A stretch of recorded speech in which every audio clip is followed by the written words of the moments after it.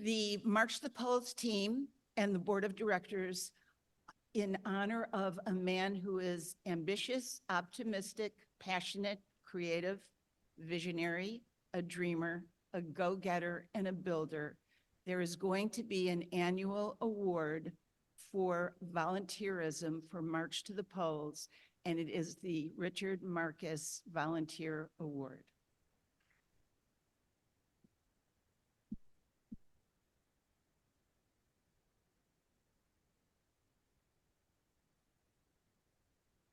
Richard, starting this year, we'll have to come up with a process that I'm sure you'll want to be a part of to Thank you. figure out who's going to get the first Richard Marcus Volunteer of the Year award. And we Okay. will keep you posted from today and into the future. This will be a recurring moment that happens for March to the Polls.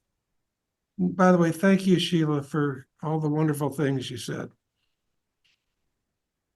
Okay, Richard, I think this is the moment that I know I've been waiting for. We'd love to hear from you. I'm going to try to go into full screen as best as I can so that we're only seeing you.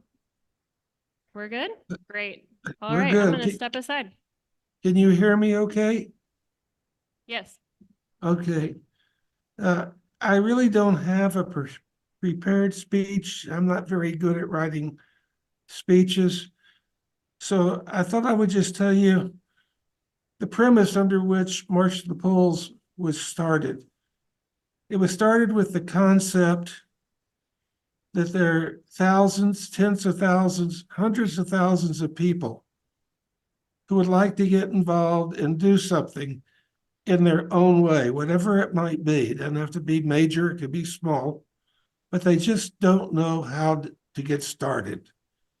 And my mission became to basically find a way to get people started and get people involved in their society, in their country, in their republic, to make a difference. And it was a difficult trip in some ways and easy in others. I remember from the beginning, I went to, I don't know the school, but Eric was there, Renee Martinez, and Liz Wally from League of Women Voters, and they were working the auditorium with the kids, trying to register them. And unfortunately, most of the kids were on their cell phones. They really weren't listening to the speeches being made. And we had to find a different way. And I talked to Eric about it. I talked to some other people I knew, Harry Davis. I said, maybe if we get some volunteers, we could move this from the auditorium to a classroom. And Eric agreed. And I remember we had at Temple our first VDR registration. We expected between 25 and 50 people. And guess what? 275 showed up. And I'll never forget that evening. Tears came to my eye. I'll never forget that evening. But I wanted to make sure that I thanked Harry and the people from the First Unitarian Church who were very helpful in getting it done, and people from North Maven Methodist who were also very helpful. And I said at that time, and this is when all the registration was over, if I missed any other churches or group, please stand up and say where you're from. And one by one, over 22 different churches stood up. They gave their church, their affiliations, their social justice group. And I have to tell you, it brought tears to my eye. I could not believe how diversified that audience was and how many people really wanted to get started to do something. The rest is kind of history. We did the schools, we got in the registration. For me, the greatest part of all that was the students.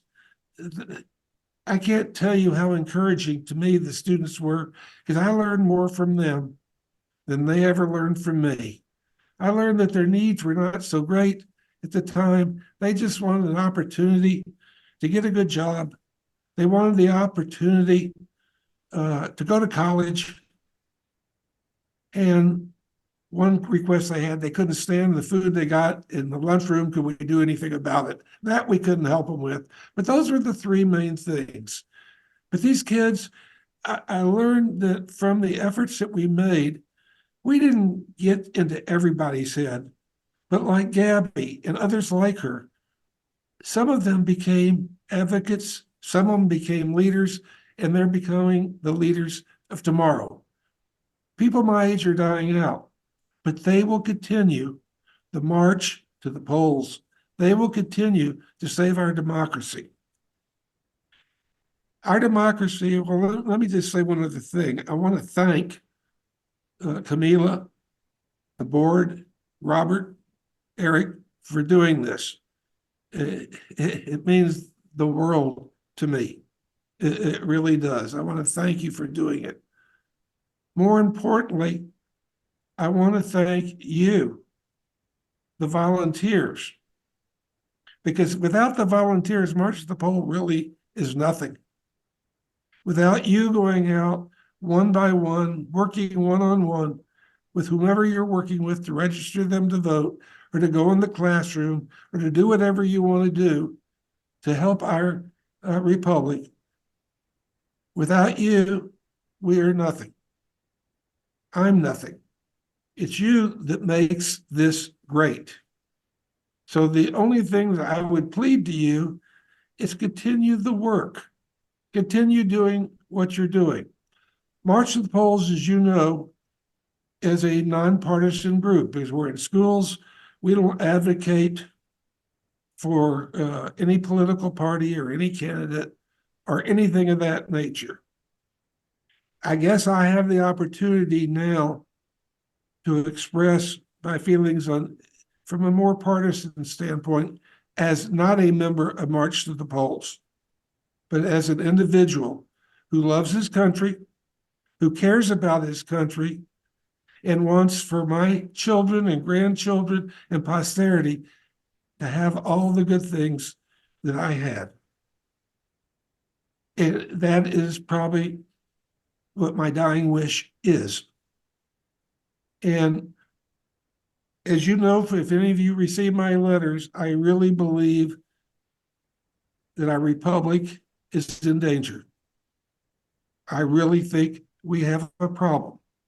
I think we're heading to authoritarian government. If anybody got my second letter and read the description of an authoritarian government, I do not think that's what most of us want. Some may want that. That's up to them.